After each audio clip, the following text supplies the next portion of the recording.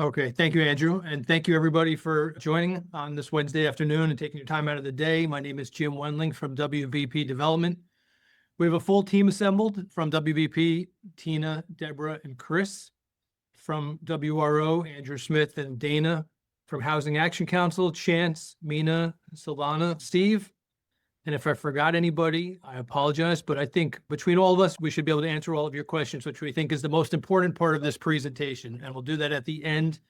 We ask that you use the Zoom feature option to ask questions while we speak. And again, we'll answer most of those questions at the end. There might be a few that our team will answer as we go through it. Myself, Andrew, and Chance are going to go through this presentation relatively quickly. Again, this is for 99 Church and 6 Cottage, 2 condominium for sale affordable developments that we were working on and very excited about. First, just briefly about our company. WVP is a Westchester-based, fully integrated real estate development company. And that means we develop, we build, and we manage housing in the Hudson Valley, and mostly within the Hudson Valley in Westchester County. We do everything from low-rise to mid-rise to high-rise, affordable, senior affordable, market rate, workforce, mixed income, and everything in between. We've been in business for over 30 years and are excited to be working in White Plains. These are our first 2 developments in White Plains. Again, we're talking about 99 and Church. Both are our first attraction to these developments were the location. They are both centrally located and adjacent to each other in downtown White Plains. Close to transit, close to shopping, close to schools, close to businesses, obviously the Metro North. The properties are adjacent to each other. And what we've told people, and maybe some of you have been at our previous presentations in downtown White Plains or at on our previous Zoom, if it weren't for the fact that these are on a similar construction timeline and for the fact that these sites are adjacent to each other, we would be doing these presentations separately. But because they're on the same timeline and because they're so close, it's easy to do these presentations together. But they are 2 separate condominiums that we're talking about. And if you want the best opportunity for home ownership in White Plains, we encourage you to apply to both. There are differences between the 2 developments, but the location is not different. They are both, again, next to each other.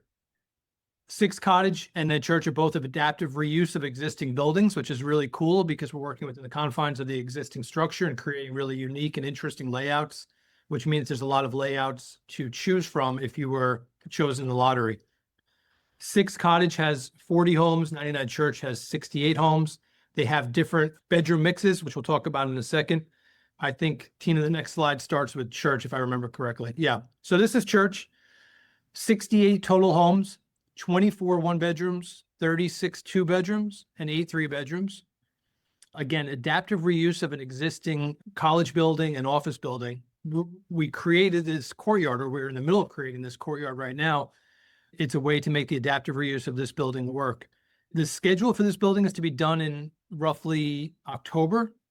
And while that might seem far away, that means there's not a lot of time with the lottery deadline coming up. We encourage people to get their applications in as quickly as possible. The homes are uniquely designed, a lot of different layouts within this building because of, again, the adaptive reuse nature of it. It has all of the amenities that the modern day rental buildings have, and we're doing a lot of modern day rental construction. So it has everything that you would expect in that type of building. It has a lounge, it has a co-working space, it has a fitness center, it has the outdoor courtyard, which you just saw on the previous slide, storage space, bike storage. So all the things that all of the surrounding buildings have in terms of the market rate rentals, this building will have as well.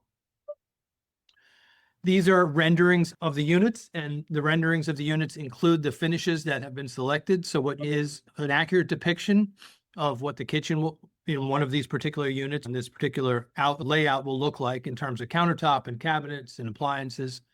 You can see the windows on the bedroom. We've staged it with furniture just to give you a sense of the level of finishes, the type of room, but really we spent a lot of time on picking the right finishes for these buildings. We're really proud of how they're going to turn out. And then we did a few, and this is all on our website.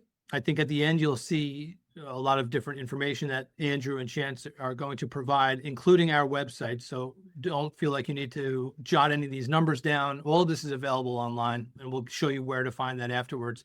But this is just a bird's eye view of a particular layout to give you a sense of closet space, give you a sense of furniture configuration, and how the units lay out. I won't get into the sale prices because we'll see that at the end in a summary. This is an example of a split 2-bedroom with the living room in the middle and 2-bedroom. You can see the gracious closets, thought out bathrooms and dining room, living room configuration. And then this is an example of a 3-bedroom where you see the living room on page left and then 3 bedrooms, master to the right with its own bathroom. This is a 3-bedroom, 2-bath. In church, all of the 3 bedrooms have 2 baths. All the 2 bedrooms have 1 bath. So that's church. Again, that's the first condominium that we've discussed. Now, this is the second one. It's directly behind or in front of it, depending on what street you're on. 6 cottages, 40 homes. And it's a different mix. It has 10 studios, where church does not have any studios. This building will have 10 studios, 25 1-bedrooms, and 5 3-bedrooms. The amenity package is very similar, except that in where church, we have amenities on each floor, 1 room on each floor. In cottage, they're thoughtfully designed on the ground floor. So all the amenities are centrally located on the ground floor, but a similar amenity package, the fitness, the co-working, the lounge area, again, storage. This has common laundry, 1 very large common laundry room. Church has washers and dryers in their units. I should also just add, going back to church for a second, and Tina, no need to swap back to, but church comes with, each apartment will come with 1 parking space. Cottage, 15 of the homes come with 1 parking space. So all of the 3 bedrooms will be assigned a parking space, and some of the 1 bedrooms will be assigned a parking space. The studio, the studios and other 1 bedrooms will not, but there is municipal parking available very close by, and in downtown transit-oriented development sites, that is often a good outcome where you could park for a lesser cost at a municipal garage. Again, these are renderings showing the finishes. The finishes are not the same in church and cottage. We purposely did them differently so that they are unique to each other. The finishes are the same in each of the units though. So all the cottage units have the same level of finishes, same color selection, same cabinets, same appliances, and all the church have the same ones as well. And what we did here again is a bird's eye view with furniture. This is a well-designed studio. I could show you how you could fit a bed, bathroom, a nice laid out kitchen, and a desk area. We do these bird's eye renderings so that, again, potential buyers can see how furniture would lay out in these homes. We did not lay out every particular unit. Again, there's a lot of different configurations, but we laid out a few sample ones. This is a 1-bedroom. You could see the foyer area with the closet, bathroom, living room, dining room, and bedroom with a large closet. And again, the 3-bedroom. This is actually the 3 bedrooms aligned together, 3 bedrooms, 2 baths, and living room and kitchen on page north on the screen. And this is something that we did. I think it's important, and I'm glad we did it. What we're trying to show here is the value of home ownership and why we're so excited about bringing home ownership, for sale, affordable home ownership to the market. We know rents have exploded over the past 5 to 10 years, particularly in White Plains, particularly in Westchester County. We know how hard it is to find quality, new, sustainable, and healthy housing. What you see here is the cost to purchase one of the cottage or church condominiums. And again, it's based on math. It's based on 33% of your gross income spent on housing. And then we compared it to the market rate rentals in and around White Plains. We did a study, and those are averages that you see for the market rate monthly estimated in White Plains. Averages for studio, 1-bedroom, 2-bedroom, 3-bedroom. And then what the chart also shows is obviously if you have a 30-year fixed mortgage, your payments monthly and annually don't increase where rents do increase. There's obviously long-term benefits of owning versus renting. You also don't have to pay for your amenities in home ownership where you do in rentals. So the last column is really the key column here. It's the discount to market. It's what you save to purchase, in addition to all the other benefits, the savings versus a market rate rental in White Plains. And again, these buildings will have all of the amenities and all of the finishes that a typical White Plains rental would have. So with that, we're going to transition to Andrew, and Andrew Chance, you're going to get into some of the finer points and the details, which matter very much. And then again, our team will answer questions when we're done. So Andrew. That's great. Thank you so much. Let me make sure folks can see me. Very excited to be here. Andrew Smith with Westchester Residential Opportunities, and my team is me, and then the folks who actually do the work are Linda and Dana. So if you're calling us asking questions, you're probably talking to Linda and Dana. So one of the questions we get all the time when folks are asking or talking about affordable housing is affordable to whom? So for each development of affordable housing that you hear about, encounter, read about, the first question you should be asking is, who is this affordable to? Because it differs, right? Every project is targeted to a different income level. And the government calculates those levels by what's called the area median income, or AMI. So you're going to hear folks throw that term around. And basically, it's a type of average of the income in Westchester County, in our case, right? So AMI requirements for different affordable housing projects are going to vary wildly. In this case, and I should mention that AMIs change every year. So they change generally in April. They get recalculated. They almost always go up. The dollar amounts always go up. So in this case, these units are priced to be affordable to a household at 80% of the area median income. So basically, the monthly costs are calculated to be 33% of that 80% of AMI for a given household size. But to qualify, you can be up to 100% of the area median income. And just for an example, with the numbers as they are today, for a family of four, 100% of the area median income is $170,000. So it's a relatively high level of household income. And again, we're talking about gross annual household income before taxes and all that kind of stuff. Okay, Tina, thank you. Just to give you a sense of what the prices are and how you should be analyzing the units that are available for any given unit size at either of these two buildings.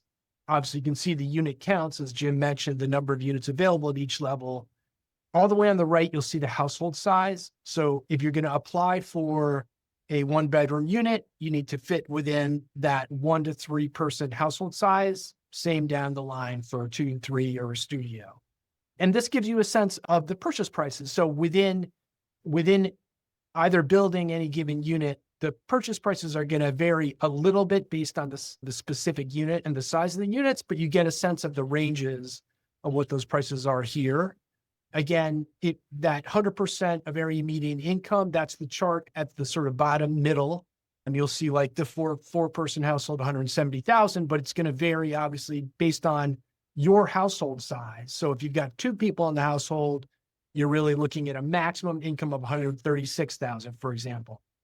The other thing I want to really draw to emphasize is at the very bottom in this kind of footnote or whatever, the asset limit. So because of the type of funding streams that are allowing WBP to build these units, there are limits on not just the income that your household can make, but on the assets that you're allowed to hold. And it varies by unit. It's a little complicated. There's math involved, but basically to give you a sense of the ranges, for 6 cottage condo, the asset limits are between 160 and 180,000. For 99 church, 178 to 191,000, give or take change.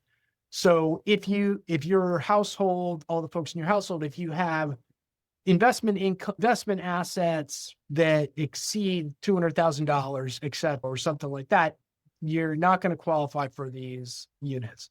It's just something to be aware of. We don't want to discourage anyone from applying if you think you might qualify, but just so you know, there is an asset test. It doesn't include like retirement assets. If you have a 401k or a pension, it also doesn't include education assets like a 529 plan to save money for your kids' college, things like that. So there are some exclusions to it. Okay, you can, for any of these units that are available, if you go to homeseeker.westchestergov.com, which is the county's website for affordable housing, and that's where you will apply. You don't have to write it down. We'll flash that address later. For each of these units, they provide a calculation that looks like this. So you can dig in and look at examples, but basically the purchase price obviously is an important number for you. But as Jim was saying earlier around the real key number is what is your monthly housing cost going to be for owning these? So this is just an example. Everyone's situation is going to be different. This is based on assumptions around how much you put down, how much your down payment is, 5% in this example. There's assumptions around what a mortgage rate you might get, 7%. A lot of mortgage rates are lower than that now, so you might get a better rate. But basically, this gives you like a range between a studio, the smallest unit at 6 Cottage, all the way up to a 3-bedroom at 99 Church. And that bottom number, the 2304 or 4026, that's an estimate of the monthly cost of owning these units, taking into account all the stuff that matters, that mortgage payment, your property taxes, the HOA fees that you pay to keep all those amenities and mow the grass and all the kind of stuff, your own insurance for your inside of your unit, and then what's called PMI, and that's private mortgage insurance if you have a down payment that's less than like 20%, basically. So while purchase price is a big deal, matters a lot, obviously, what really matters at the end of the day is how much you're going to have to pay each month. And you want to make sure that as you think about what's affordable to you, that payment is something that you can handle. Tina, you can flip forward. Okay. The last thing I wanted to highlight for folks is that this is affordable ownership, and that comes with restrictions. So for 50 years in the case of Cottage, 60 years in the case of Church, these units have to remain affordable.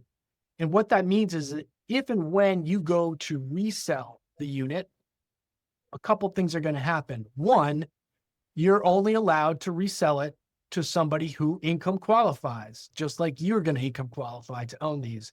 Those numbers, obviously, as I said, those numbers change every year, but 100% of AMI, whenever you go to sell it, that's going to be the eligibility criteria for your buyers. The other thing to know is that the resale price is restricted. So you don't just get to buy the unit for $300,000 and turn around and sell it for $1 million. That would be great, but that's not the way affordable housing works. You're going to be allowed to recover sort of an inflation-based increase in the purchase price that you pay. So you will get more when you sell it, but it's not going to be like millions of dollars more, right? It's going to be a small increase year over year. That amount might be 5%, 3%. Some years it's more than that. But other thing to note is that requirement for you and for any additional future buyer is that this has to be your primary residence. It has to be owner occupied. You cannot rent it out. This is for people to live in as their primary residence. If you were looking at the details on the monthly cost calculator and the purchase price calculator for 99 Church, you saw that there's a subsidy, a particular type of subsidy involved in the 99 Church project. It's a $30,000 subsidy that basically reduces the gross purchase price to what you would actually be paying. That comes with its own requirements, which is basically for 10 years after the initial closing date when the purchase occurs, that in theory, that $30,000 or some portion of it would have to be repaid if and when you go to resell. And it basically decreases each year as to how much you would have to repay of that. It's important to know that and to be aware of that. However, I would encourage you not to be scared away from that if you think you're going to sell in 5 years. The reality is that in most cases, new buyers are going to be able to just assume that subsidy. So nobody's going to repay it. That's not the idea behind it. The government does really want their money back, so that the new buyer would assume the remaining obligation under that, and no harm, no foul. You don't have to pay it back. That's the idea. Okay, Tina.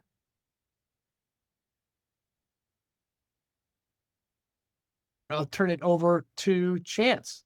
All right. Thank you, Andrew. And hi, everyone. My name is Chance Mullen. I'm the Executive Director at Housing Action Council.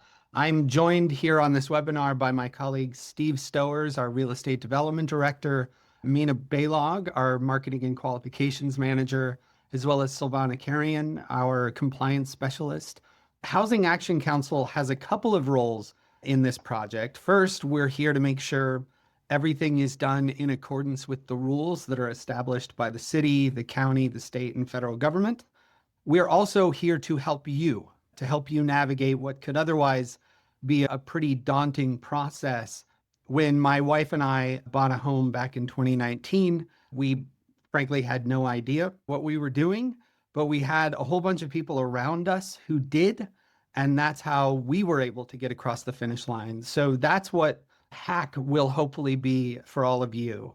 So as part of this process, you're going to need to get a mortgage. We can connect you with lenders who specialize in mortgages for affordable homes and lenders who want to give more mortgages specifically for this project. You're going to need an attorney to represent you. We have names we can give you. You'll need approvals from the county and state. We will get those approvals for you. We can help you with your budget. We know the programs that are out there that allow for lower down payments and give support for down payments. If you've been impacted by Ida, we'll be connecting you with the people who can verify that. And they even have programs that can help you with closing costs and potentially some of the moving expenses. So there is an ecosystem of different people involved in the process, and we're at the center of it. We've been doing this for about 50 years. We are not daunted by it, and our goal is to help you through it all. So this process starts with two big questions, and you can step back, Tina, to that first slide. Those first two questions: who is in your household and what's your income? Your household composition will determine which homes you're eligible for. So if you have a one-person household, you won't be considered for a 3-bedroom unit. If you have a 3-person household, you can't buy a studio. To determine your household composition, it's very simple. Who do you live with?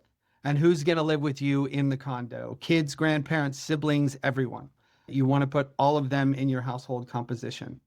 Then, to determine your income, you take the incomes of all those people and add them all up from all the different sources: wages, pensions, government benefits, child support, alimony, everything. Do the best you can during the application period. If your name comes up in the lottery, then we'll work with you and we'll ask for a bunch of different documentation to actually true all of that up. So that's to determine if you qualify, if you're eligible to buy one of these units. Then comes the next step. You'll also have to show that you can actually afford the unit. You'll have to show that you can pay the mortgage payments, including principal and interest, plus the taxes, condo fees, and your insurance. And when all of that is added to your other monthly debt payments, that number cannot exceed 45% of your gross household income. Now, keep in mind that just like any other home you might buy, you'll have to have some money for the down payment and closing costs. But there is a limit there as well. As Andrew mentioned, for each unit, there's a maximum you can have tucked away in your savings account or other assets. So if you're sitting on $1 million, then this is not the opportunity you want to be pursuing. So all of that criteria is to determine if you qualify and if you can afford it. And then once that's determined, you're then going to have to go to the banks and get approved for a mortgage. So we can connect you there as well. So what can you do now to get ready? It's never too soon to get your financial house in order. We'll be your primary support once we get to the lottery. But until then, you can always reach out to any housing counseling agency in Westchester to do a deep dive on your finances. WRO, Andrew from WRO, he can help you. Community Housing Innovation, CHI, they also provide housing counseling. Or reach out to us and we'll have that conversation with you. And then finally, I want to just talk about the process here. Tina, you can go to the next slide. So here's how it goes step by step. You want to start by thinking about your eligibility criteria. Go and register on Westchester's Home Seeker platform, homeseeker.westchestergov.com. You can register on that platform at any time. You'll see lots of different projects that are open for applications, some for rent, some for purchase. You can apply for anything you'd like to apply for. You can participate in homeownership counseling at any time as well. As I mentioned before, it's never too soon to get started with making sure you're ready for one of these opportunities. Here's the big thing to remember. So After you've applied, there will be a lottery which determines the order of names that we can start reaching out to offer the units. We'll start going through those names right away. When we reach out, respond immediately, both to make sure that you're able to keep your spot, but also in fairness to everyone else. We want to keep the process moving quickly. We'll ask you for a bunch of documents, and once we've verified your eligibility, you'll then need to secure financing from a mortgage provider. We can help you with that part of the process as well. And finally, at the end, you'll close on your purchase and you'll move in. And the thing to remember is everybody on this side of the screen will be almost as excited as you are, because that is what we do. So I am excited to see folks applying for this, and we're excited to work with you. Back to you. So, oh, I'm sorry. There's more. Nope. Just Chance, go back one slide, Tina. Just Chance, and maybe this comes up again, but just while we're on this page of the process, how soon after the lotteries will people hear, and maybe this is coming up on another slide, but how soon after the lotteries will people hear what number they got? Sure. Almost within the first week or two, if you're at the top of the list, you're going to get an email from us. We're going to start qualifying people. So if we have 40 units to fill, for example, we may reach out to the first 100 people on the list and start the paperwork going, just knowing that the first 40 people aren't necessarily going to all be qualified or eligible. So if you're close to the front of the list, you'll find out right away, but don't lose hope. Sometimes you go pretty far into that list through the normal course of things, all the way until everything is sold, you're still in the running. Thank you. Yeah. That's great. Gina, let's flip forward. So I wanted to, again, it's Andrew at WRO. Let me make sure y'all can see me here. All right. These two buildings each have features that we have not seen in a long time, which is preferences. And each of them has two sets of preferences. They both have the exact same preferences. Chance mentioned Hurricane Ida in passing for a very good reason, which is that is the first preference. So 25% of the units at each of these buildings will be first available to households who apply who have been adversely affected by Hurricane Ida. They get the first dibs. If there aren't enough of those applicants, then those units go back into the general pool for whoever's next in the lottery order. But 25% of the units have a preference for Hurricane Ida affected households. And then another 25% have a preference for households with a member who is either a full-time employee of the county or a full-time employee of the city of White Plains, or who is a current affordable or subsidized housing tenant in the city of White Plains, or is on the wait list for affordable or subsidized housing as of September 30th. This is a huge advantage to folks who fall into these categories. If you do, or if you think you do, please make sure when you apply that you check all the boxes that all those preference boxes that apply to you. And again, if any units that aren't filled pursuant to these preferences, just go back into the general lottery pool and get filled by whoever's next in line. I should mention as well that in each of these buildings, there are units that have been specifically adapted by WBP for individuals with either mobility or sensory disabilities, meaning hearing or vision impairments. For those units, they've been specifically designed for folks who need them. They're going to first priority go to households who need those adaptations to fully enjoy their home. So it's just another thing to be aware of. Again, if you have someone in your household who has either a mobility impairment or a hearing or vision impairment, make sure you check the boxes on the application that apply to those. Okay, Tina. Okay, process. We've talked a little bit about some of this, but just to lay it all out, as Jim said, we've got 2 projects, 2 applications, 2 lotteries.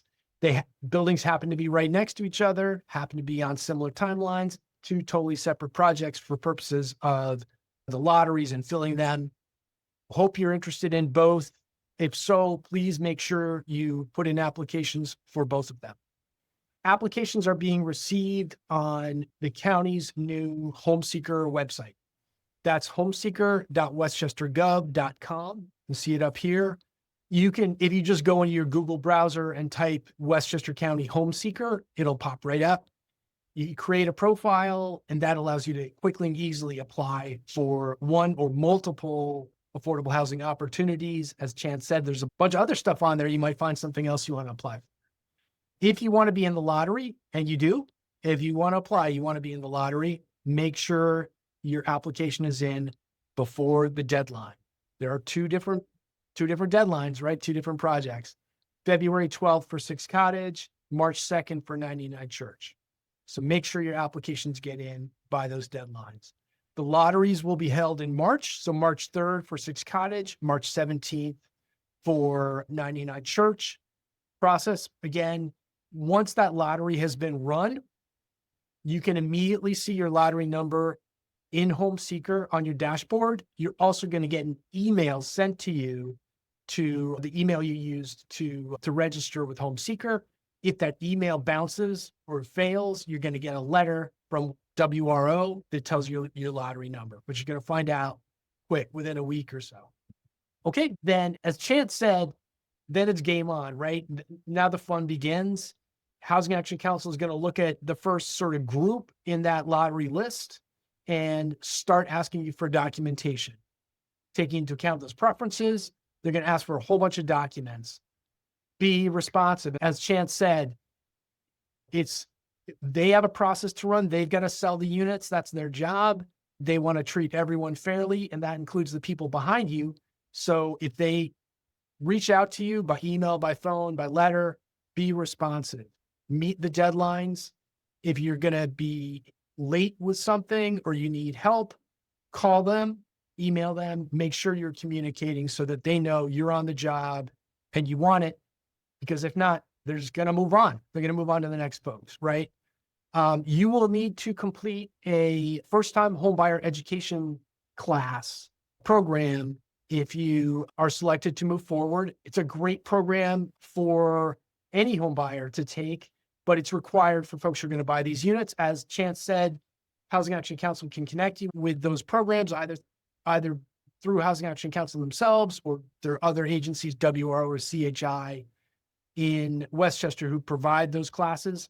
You can take that you could take that now. We've got an orientation tonight, I think, but you can take that class at any time.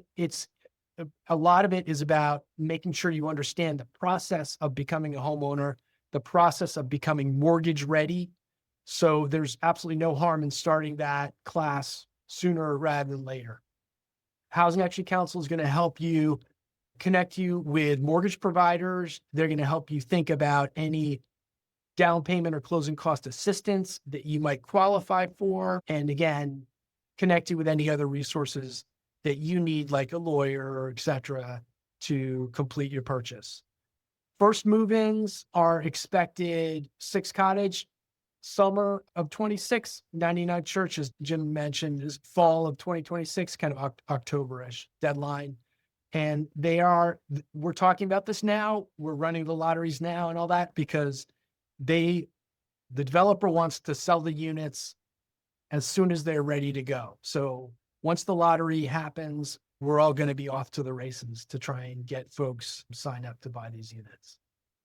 Okay, Tina?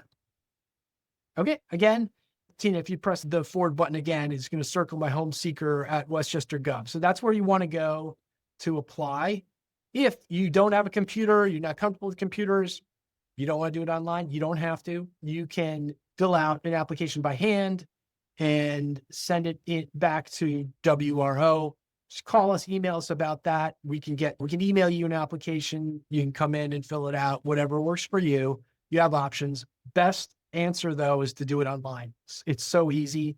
And then you're set up, especially if you're going to apply for two of them, doing it online, super easy. Once you create your profile, you're basically clicking a bunch of buttons and you've applied for both. Okay. I think that's it. So again, there's a lot of folks involved and I apologize if that's overwhelming, but contact any of us. We'll get you to the right folks. For questions on applying, the lottery process, where we are now, that's Westchester Residential Opportunities. That's our job. You can reach out to us at affordable@WROINC or the phone number on the screen. Housing Action Council, they're going to be, once the lottery has occurred, they're in charge, right? They're going to take you from lottery to closing. So if you're thinking about that part of the process, certainly when we get there, they're the folks to talk to. Chance, I see, it looks like we've got a typo on the email address here. Do you want to shout out the right email address to have for you guys? Yes, thank you for catching that. It's hack@affordablehomes.org. HAC@affordablehomes.org. Okay, and sorry for that, the typo. Jim mentioned the websites that they've set up for these two projects, which are listed down below. Tons of information. Most of what you've seen in this presentation about the buildings is available on those websites. So I really encourage folks to poke around, spend a little more time at your own pace with the information there. And with that, I think I'm gonna open up to all of our speakers here. And I think we're ready to kind of work through some questions if I haven't missed anything. Yeah, I think I'll quarterback and then everyone else should certainly jump in. I'm sorry about not expanding the chart. Hopefully you guys were able to see that. This information is available on our website. I did not see that question. I was not in control of the chart either. I'm not sure I would have been capable of expanding and I probably would have screwed it up. The next question, with respect to the down payment required, as Chance from Housing Action Council in one of his previous answers outlined, there are a lot of different products available, many which people don't even know about. And it's Housing Action Council's job to help be the center, as Chance said, of that ecosystem, of help developing those relationships and helping each buyer understand what options are available. So we would encourage you to, if you are selected and Housing Action Council reaches out to you, to fully disclose your information and your financial situation and then work with Housing Action Council. But it really is an individual case-by-case basis in terms of monies available for a down payment, potential monies that could contribute to a down payment, different loan products that are available. Chance, I don't know if you want to add to that, but I don't think this is the forum to discuss individual cases.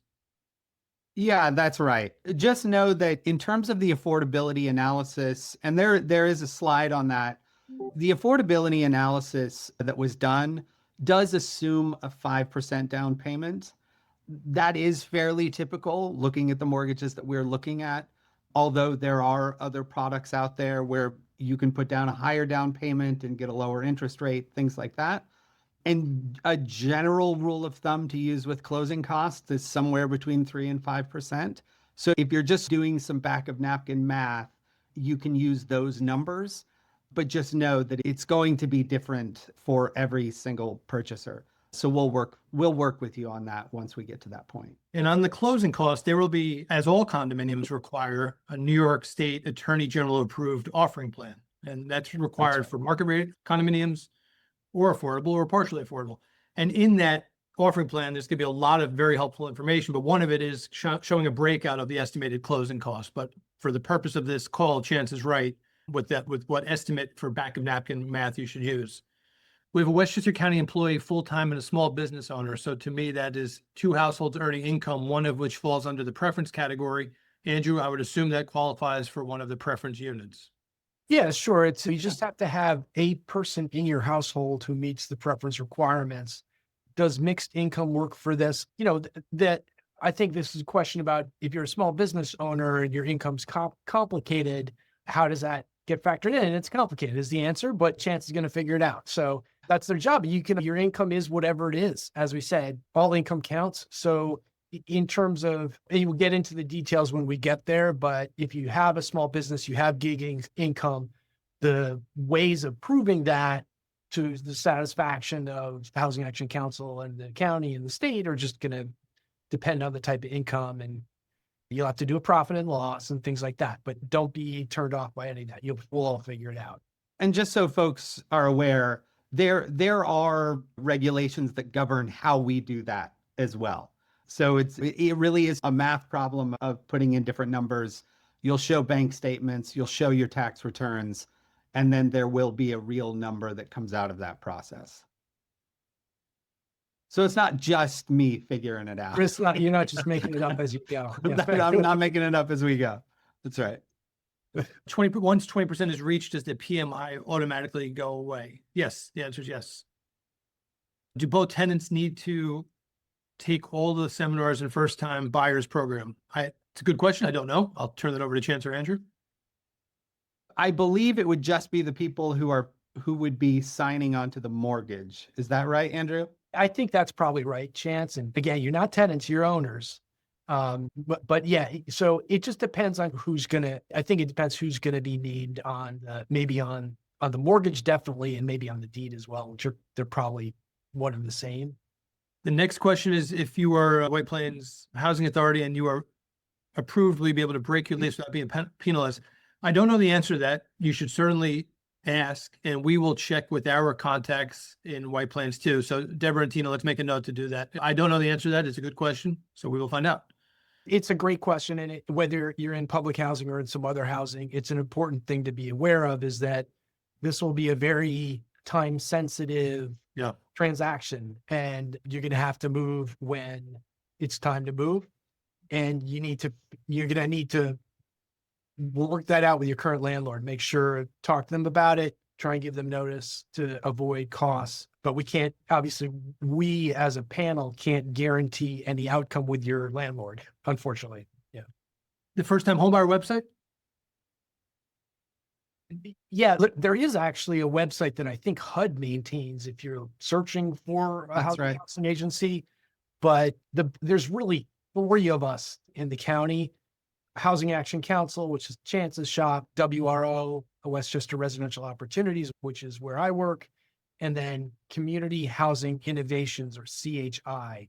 So those are the 3 agencies that I believe are providing these services. You can Google search any of us, or hopefully our information. You can also email us or call us, and we'll tell you how to get there.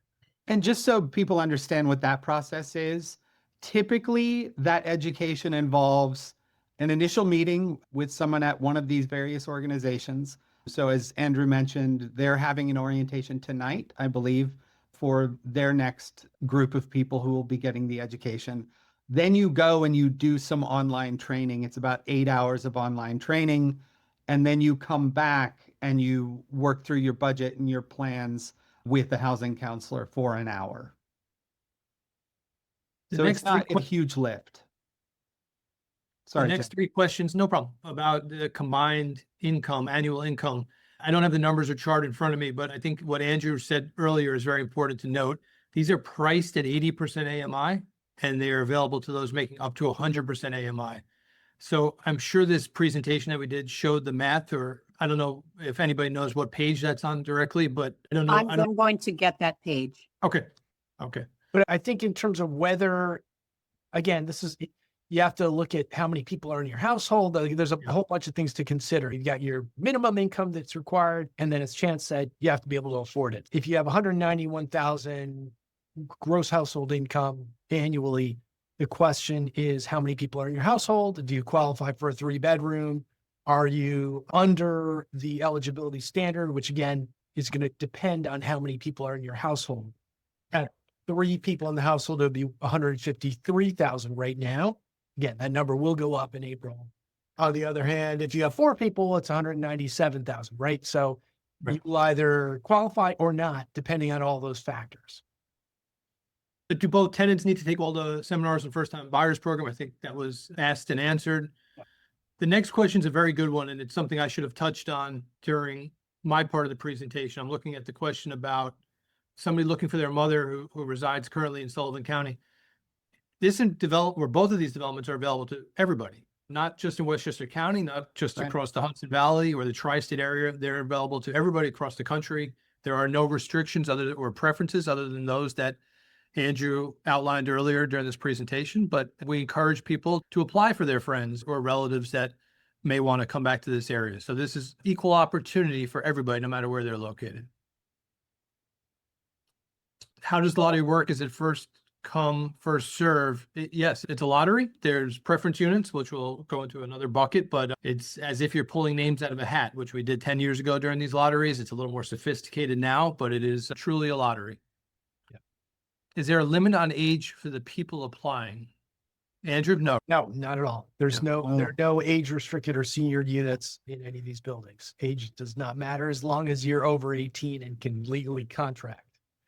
Yeah, okay. Is there max 170 annually for a combined income for a 3-bedroom? I think that Andrew's answer 3 minutes ago was helpful in terms of how many people are in your household and then looking at those earning incomes. So it's a little more nuanced than just asking that direct question, but certainly something that our office or Chance's office or Andrew's office can help you with if you want to call and ask specific questions.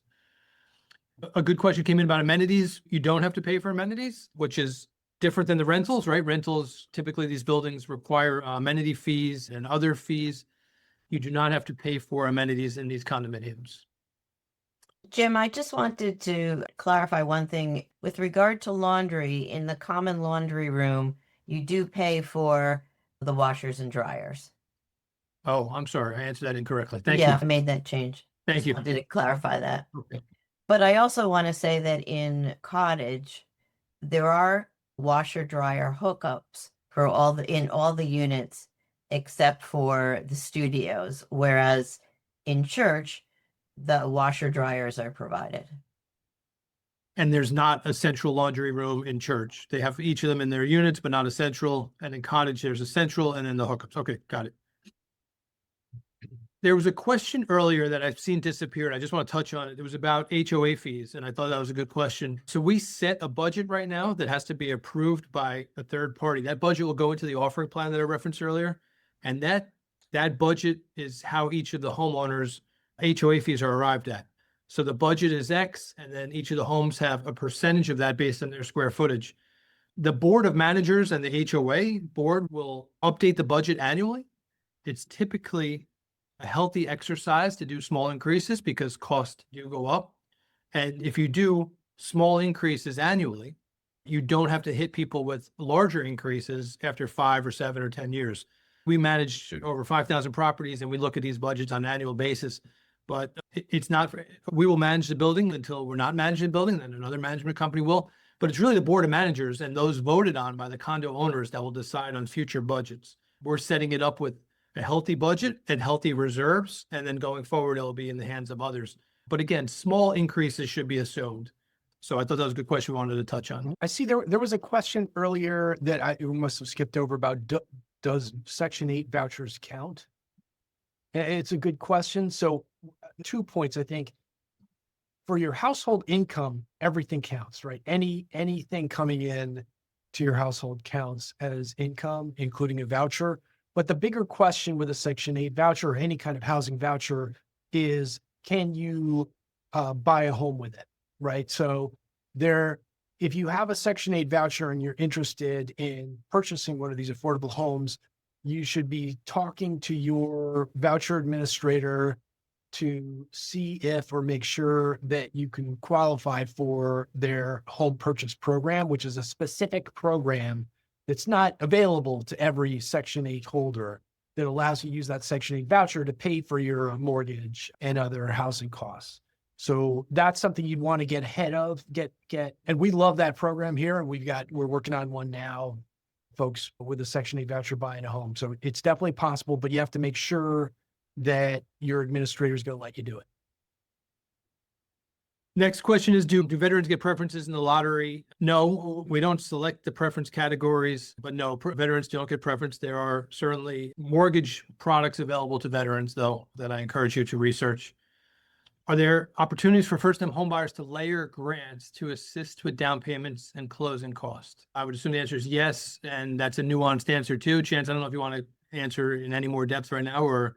No, Yes. yes, there are programs for that, but again, it depends on circumstance. It depends on the mortgage, that kind of a thing. Is this for first-time homebuyers only? It's not. We expect many to be first-time homebuyers, but really the key factor on the home buying process, in addition to everything else we've told you, is that asset test, which on the lower portion of the screen right now. So if you sold a condominium or a home or a townhome, or if you sold an asset right now, and it put you over the asset test, you would not qualify. What utilities would be paid, would the owner be responsible for? I should know this answer, but I'm going to defer to Chris or Deborah because they probably will remember more than I do. Deborah, do you know? Yeah, you're paying for electricity, which includes heat and your lights. and for, let me think, heat, light, and cooking. So these are fully electric buildings. There is gas just serving the emergency generators, but there will not be a separate gas bill towards the units. So there'll be electric bill and water meter is in the common charges. Deborah? Water is in the common charges. Water is in the common, so you will not get a separate water bill. Will owners be able to park monthly at the new building across the street? I don't know the parking arrangement at the Hamilton Green building. I don't know if they have public parking. There is public parking on the opposite side, on the church side. Hamilton Green might include a certain amount of public parking. I just don't know the deal there. What is the typical additional cost of the lawyer fees? That would be wrapped up in the closing costs that Chance gave you an estimate on earlier. And again, those will be further described in the offering plan. And lawyer fees vary depending on what lawyer you choose and how in-depth you want to get on a lawyer review. I will point out that on many contracts, they're open to a lot of negotiation, a lot of discussion, a lot of purchase and sale agreements. These are not. They've really been vetted by many people, attorneys and state officials and county officials. A lot of people have to approve this offering plan. So it's not something that's going to be redlined back and forth by our attorneys and your attorneys. It is what it is. So there shouldn't be that high of attorney fees. What happens if you initially qualify, but your income increases year over year? Really good question. We should have touched on that. You get vetted once, you get vetted post lottery. It's in all of our best interest. It's public policy for everybody to want to do better. So if you are, for example, just use an example, a teacher and you qualify in year one, and 5 years from now, you're above that AMI, you do not have to sell, you do not have to move. It's great. That's what we all want. We want people to do better. That's the spirit of these developments. So no, nothing happens. You get qualified at one moment in time. Can a single person apply for a 2-bedroom unit? No, I'm just making sure I'm looking at this chart correctly. No, you can't. This chart is again approved by local officials, county officials, and state officials. So it's not like we have say in changing that. Does the opportunity to allow applicants to use CHI grant? Chance, Andrew? Yes. Yes. I would say in church, we already have an AHC grant in there. So if the CHI grant is an AHC grant, I would expect that you can't double dip there. Yeah, that's a good nuance. Yeah. As a former CHI person, picking up. Yeah. So with respect to all the grants, again, we're too far in the weeds. All these things are going to be individual, and that's why you need a counselor like the folks at Housing Action Council to work through this stuff. So there are some limitations, as Deborah mentioned. You can't have 2 grants from the same pot of money. So if that happens to be the case that there are 2 different grants, but they're actually the same state agency providing the money, that you might not be able to do that. But it's great to throw everything at the wall and see what sticks. Parking next. I had said that quickly, so thank you for asking that question again. 1 parking space per unit for the church homes, 68 parking spaces, 68 homes, 15 parking spaces for the 40 cottage homes. The 15 parking spaces have already been assigned to specific units. Specifically, the 5 3-bedroom homes will all come with a parking space, and 10 of the 1-bedroom homes will come with a parking space. In addition, many of the spaces, and I don't have the number in front of me right now, but many of the spaces will be EV charger ready. Very cool. All homes will have a home inspection done. There's typically a walkthrough, a closing walkthrough with the buyer, and that's described in the offering plan as well. But yes, the sponsor, the developer, typically does a closing walkthrough with the buyer prior to a closing. I think the answer is yes, but so the 3 bedrooms on each level, it's certainly yes for cottage. We have 1 3-bedroom on each level, and then we have 8 on church. We're at church. Chris, do you know if they're mixed throughout each of the floors?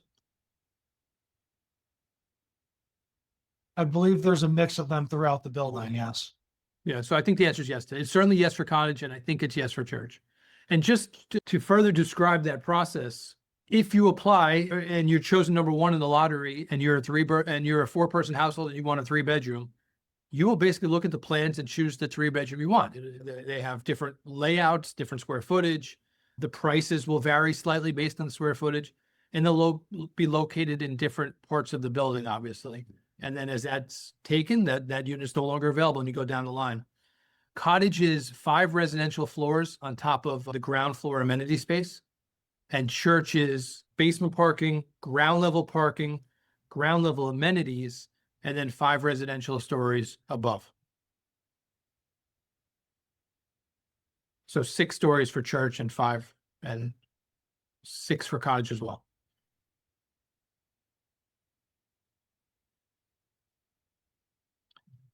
So that's the open questions. We're going to wait another minute or two because I still see that there's a good group of people on. Again, we went very quickly and there's a lot here.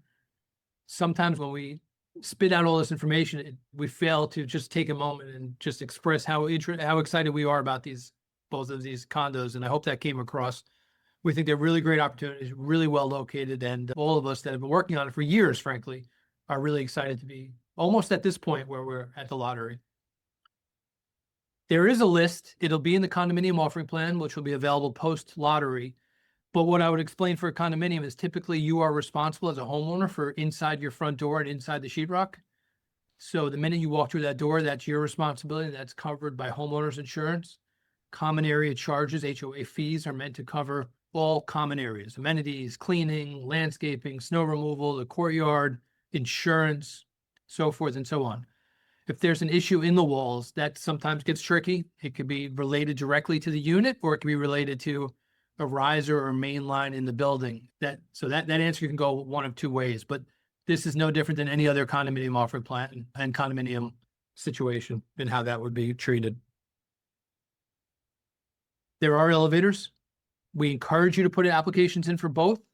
40 homes and 68 homes, 2 separate lotteries. You might be pulled 3rd for Cottage. You might be pulled 191 for Church. So yes, we encourage you to put in both.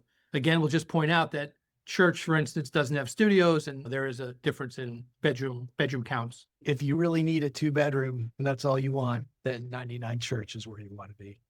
If you really need a studio, then Cottage. Otherwise, apply for both.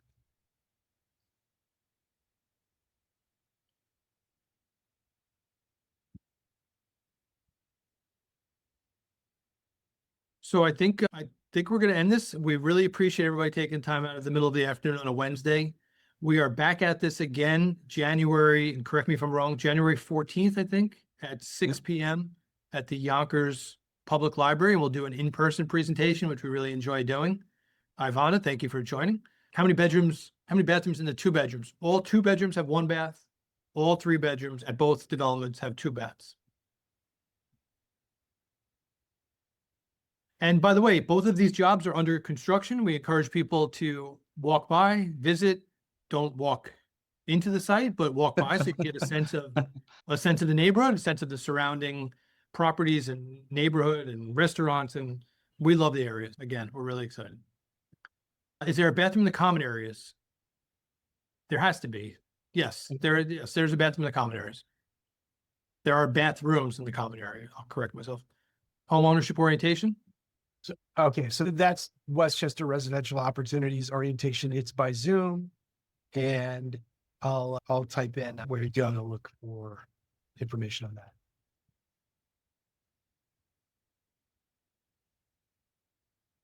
There's a question about applying for the condo. If you work for the city of White Plains, you're going to apply in the same place, but when you fill out the application, you're going to note that you're a White Plains city employee.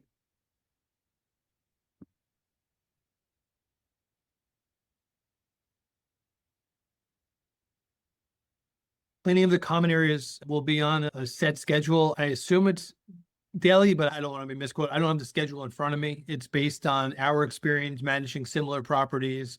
The janitorial staff, the cleaning staff is all based on our experience and on third-party certifications of the right amount of cleaning for the size of these buildings, for the size of the square footage of the amenities and in common areas.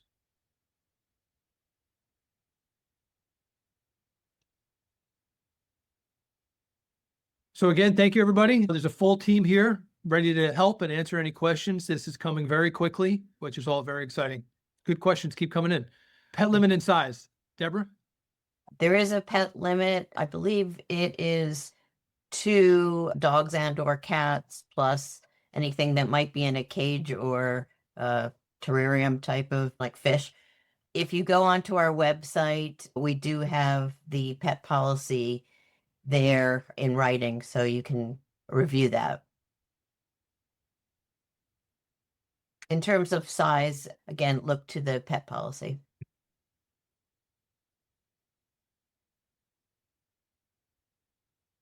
Thirty seconds left if anybody has any final questions. Last call.